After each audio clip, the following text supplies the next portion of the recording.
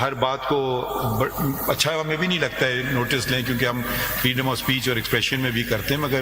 کچھ میرے خیال میں کچھ باتیں کچھ زیادہ ہی ہو جاتی ہیں، پھر اب کرنا پڑ گیا۔ اور یہ شاید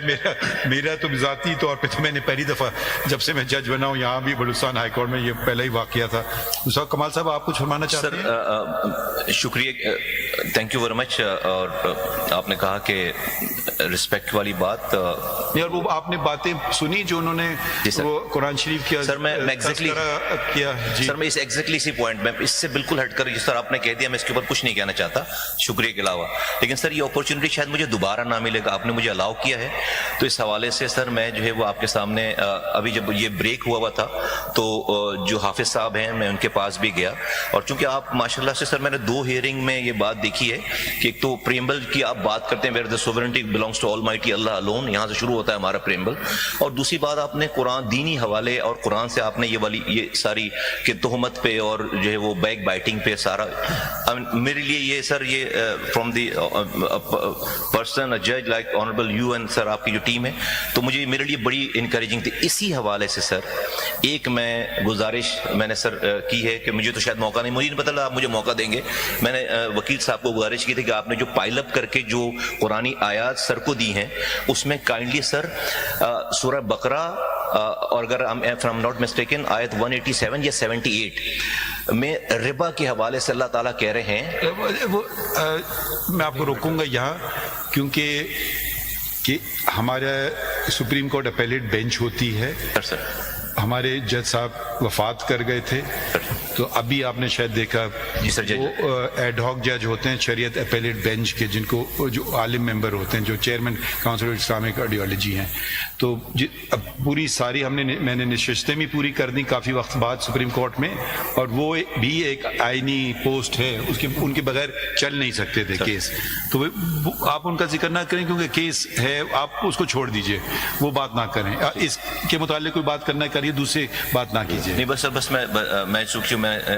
سر وہ اپورچونٹی قرآن نہیں وہ نہ کریں سر، تھینک یو ویری مچ، بہت شکریہ۔ اچھا آپ تشریف رکھیں۔ شکریہ سر، شکریہ۔ کے تحت کیونکہ آپ نے بھی شاید نوٹس کے بعد کچھ رجوع کیا علماء کرام سے، انہوں نے بھی شاید آپ کو یہی مشورہ دیا تھا۔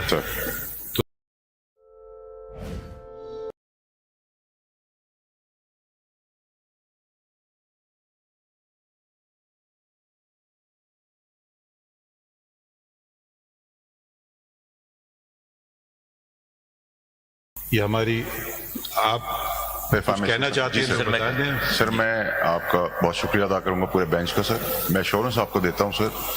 کہ آپ نے کہا کہ آپ ہماری عزت کریں گے، آپ ہماری تھوڑی، سر ہم آپ کی عزت 10 ٹائم زیادہ کریں گے، ہم آپ کو یہ پروف کر کے دکھائیں گے، آپ کے ادارے کی بھی کریں گے،